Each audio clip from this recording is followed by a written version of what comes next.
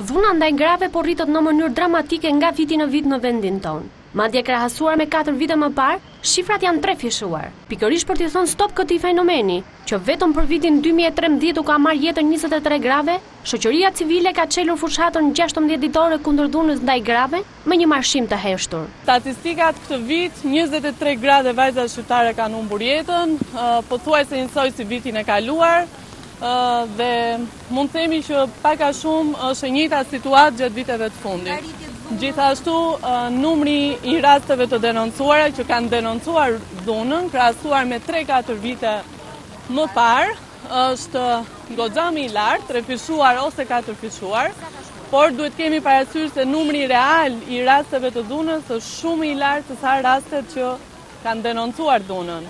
Vetëm në gjykatën e Tiranës, në 6 muajt e parë të këtij viti, janë lëshuar plot 400 urdhra mbrojtje për gratë nga bashkëshortët apo familjarët e tyre, ndërsa ka pasur 600 denoncime. Shifrat bëhen më të frikshme nëse u referohemi statistikave ndër vitet të Drejtorisë së Përgjithshme të Policisë.